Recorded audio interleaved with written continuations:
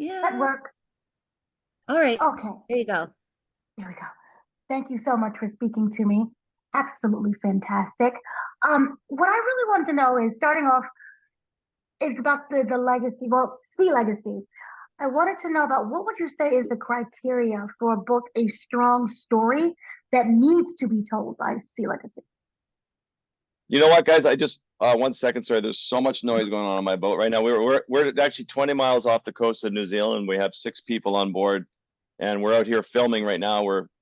I'm the one who told them to fly drones and make noise, and all of a sudden now it's just gotten a little noisy, so it's going to affect your recording a little bit. Sorry about that. So your question again, sorry. I think what makes a great story is one where there is purpose involved, and there's where you can. It used to be, I mean, there's a great story can entertain people, but that's not what fuels us. What really fuels us is having a conservation win. When you, like just last week, we were involved in this big coalition, this project to create 160,000 square kilometers of marine protected areas in Antarctica, South Georgia, and South Sandwich Islands, one of my favorite places on the planet.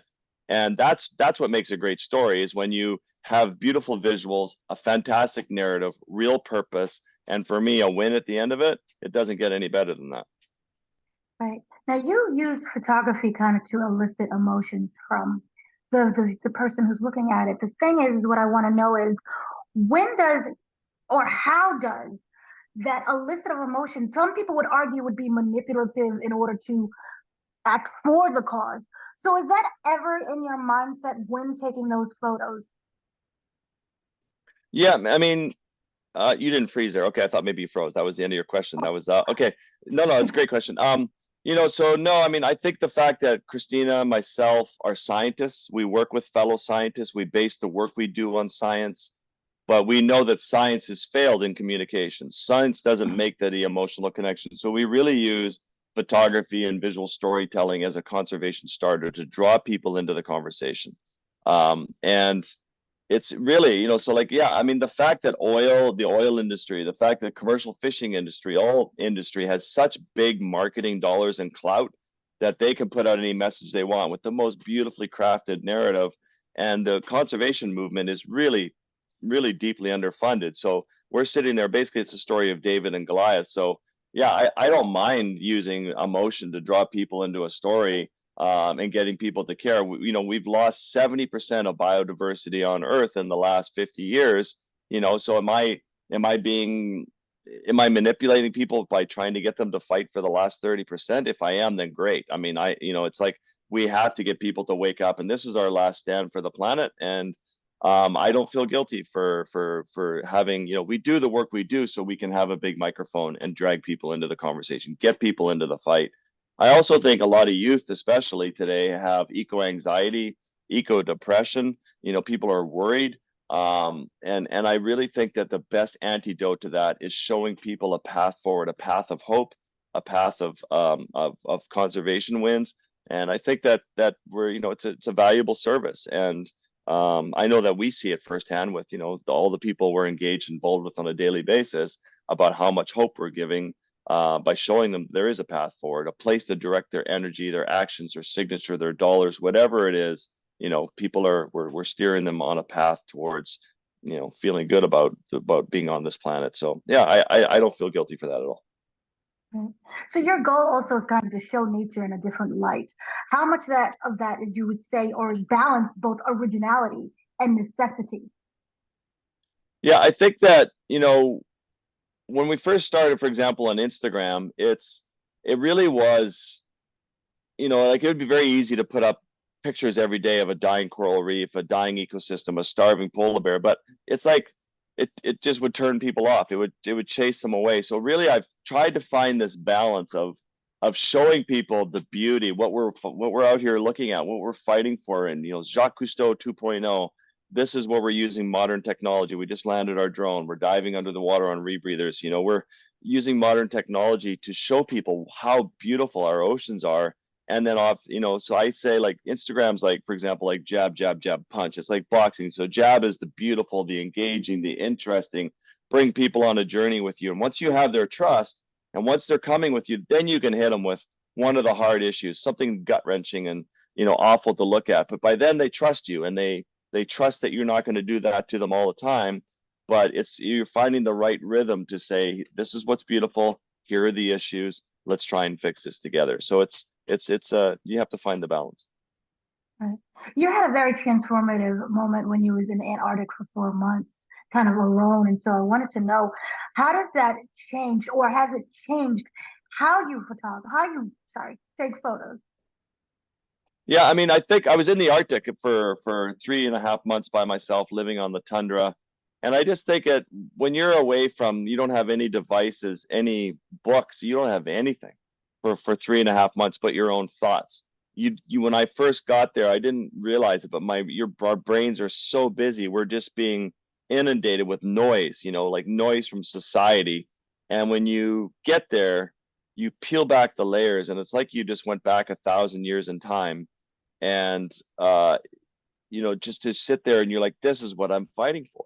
This has been going on for hundreds of millions of years, evolution, to arrive at this moment in time where all these species are trying to just scratch out a life, and all of a sudden enter in 8 billion humans into the equation, and the Industrial Revolution, and all these species are disappearing. And it's like that really sort of woke me up to, it just really helped me reaffirm that this is the path I'm on. I'm going to use I was a biologist up to that point, but I'm going to use photography to connect the global audience facing the animals and the ecosystems that I love the most, to really try and fight for this on a daily basis. And I don't think that's radical. That's just caring. What would you say is the proudest moment of SeaLegacy?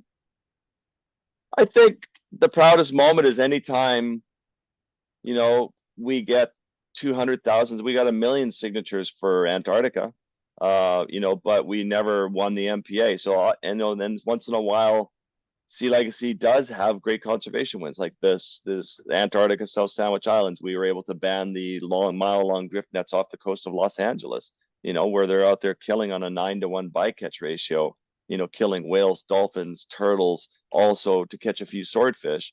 It's a win in that fight. So I think the proudest moments are, in my career, it used to be that when I saw a photo published, it was a proud moment. And then getting a feature story in National Geographic or the cover of National Geographic was a proud moment.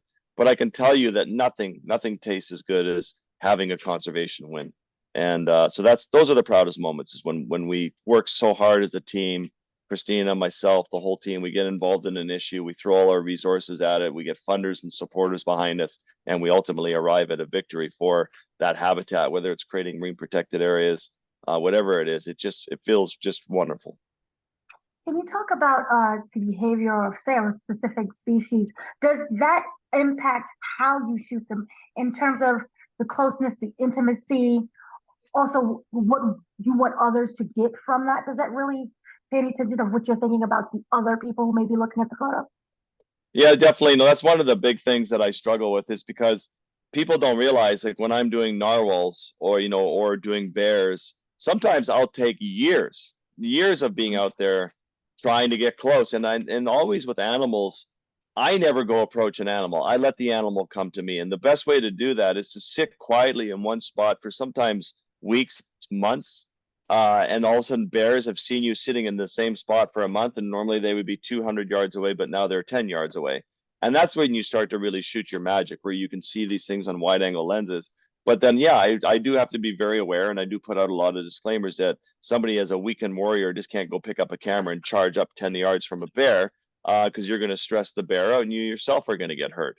So it's just really, so I have to just be very careful. And I get very sad when we did a big story for National Geographic on killer whales, orcas of Norway. And we're in the water all day with these orcas, and all of a sudden there was just ourselves, National Geographic and BBC out there.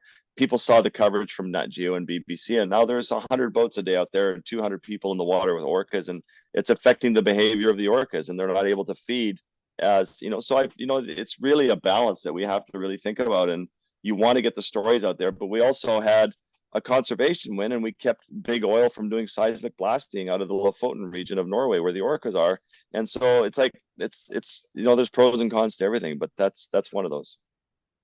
Can you ever really build trust between yourself and a species, or how can you get that intimate? Is it just all waiting for them and finding that moment? Yes, yeah, definitely. I mean, it's for example, leopard seals, it was it's just to be in the water, present myself to a leopard so it could easily swim away or it could attack me.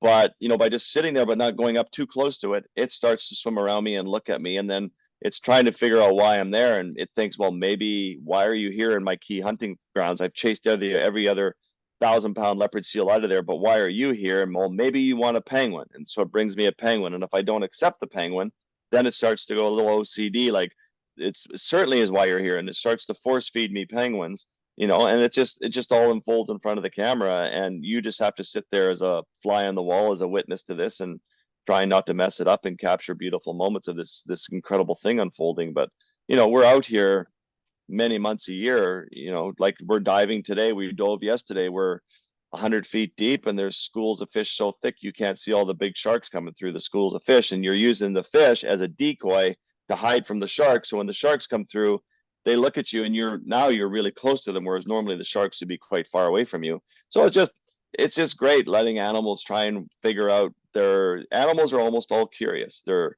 you know, they're battling their own fear and their own curiosity, and you just present yourself in a gentle way and let them work through their own emotions, and hopefully something magical happens. Since the creation of SeaLegacy, have you seen positive changes within that ecosystem? Yeah, great question. Yes, we have. And it's, you know, when I was on stage for National Geographic 20 years ago, quite often, you know, they would say, like, you could talk about, I was seeing firsthand the changes of climate change because I grew up with the Inuit up in the Arctic. And since I was a kid, I was seeing change. The elders were using, you know, through traditional knowledge, talking about the change they were seeing. But even then, the scientists weren't really coming out. This is 24 years ago. Um, and and so nobody was really going on the record and saying, well, for sure something's happening. And even Nat Geo was like, well, don't talk about it too much on stage because it gets too depressing for the audience.